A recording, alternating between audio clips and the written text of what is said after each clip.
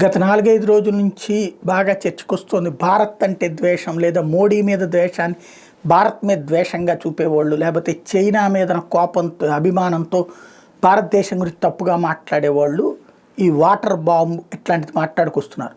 టిబెట్లో ఒక పెద్ద ప్రాజెక్ట్ కట్టబోతున్నారు. ఆ ప్రాజెక్ట్ ఒక వాటర్ బాంబు లాంటిది, భారీ స్టోరేజ్ ఉంటుంది. దాని ద్వారా రేపు పొద్దున ఇండియా కనుక తోక జాడిస్తే, ఏది మనోడే వాగే వాగుడిది, తోక జాడిస్తే ఆ నీళ్ళు ఎత్తారంటే మొత్తం మన ఈశాన్య రాష్ట్రాలు కొట్టుకుపోతాయి.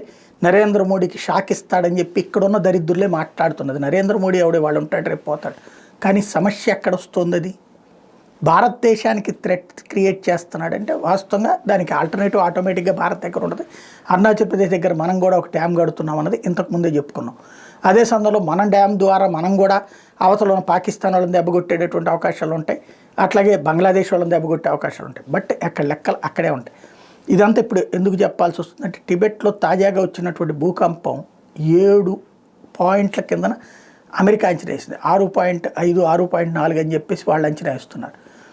అక్కడ ఈ పరిస్థితులలో ఒకటి, వేలాది మంది పరుగులు తీస్తా టిబెట్ నుంచి నేపాల్ వైపు పారిపోయారు. ఇది నెంబర్ 1. నెంబర్ 2, అలాంటి ఏరియాల్లో ప్రాజెక్టులు కట్టడం చాలా ప్రమాదకరం. ఎందుకంటే వేలాది క్యూసెక్కుల నీళ్లతో కూడిన, ఏది లక్షలాది క్యూసెక్కుల నీళ్లు, వేలాది టీఎంసీల నీళ్లు నిల్వ చేసేటటువంటి ప్రాజెక్టులు అట్లాంటి కొండల్లో. అసలుకే ఇప్పటికే అది భూకంప ప్రాంతం. టిబెట్టు, నేపాల్ ఎప్పుడు భూకంపాలకు సంబంధించినటువంటిది. అయితే తాజాగా జరిగినటువంటిది మాత్రం అలా జరిగినటువంటిది కాదు. ఇండో యురేషియా పలకలు ఢీకొనడంతో జరిగింది. టిబెట్లో సంబంధించిన భూకంపం ఇండో యురేషియా పలకలు ఢీకొనడంతో చోటు చేసుకుంది అన్నటువంటి విషయాన్ని, భూగర్భంలో ఇండో పలకలు ఏటా 6 సెంటీమీటర్ల దూరం జరుగుతున్నాయి.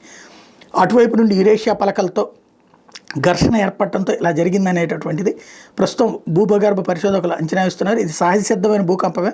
వాస్తవానికి రోజు భూగర్భంలో 300 భూకంపాలు సంభవిస్తుంటే వీటిలో అత్యధిక శాతం ప్రమాదకరమైన కావు అంటూ భవన నిర్మాణ కేంద్రీయ పరిశోధన సంస్థ అధికారికంగా ప్రకటించింది.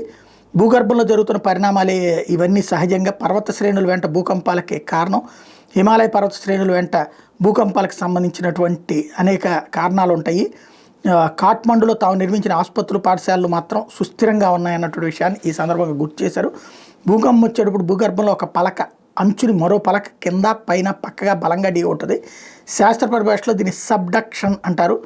భూగర్భంలో 14 భారీ పలకలు, 40 చిన్న పలకలు ఉంటాయి. ఇండో టిబెట్ సరిహద్దులో వచ్చింది ఇంటర్ప్లేట్ వల్ల జరిగింది. గతంలో లాతూర్లో ఇంట్రాప్లేట్, ఒకే వరుసలో పలకల మధ్య ఘర్షణ వల్ల సంబంధించింది. భూకంపాలు ఎప్పుడు వస్తాయనే విషయం మీద కృత్రిమ మేధ ద్వారా గత ఏడాది విశ్వవిద్యాలయ శాస్త్రవేత్తలు పరిశోధనలు చేశారు. ఫలితాలు సంతృప్తికరంగా ఉన్నాయి.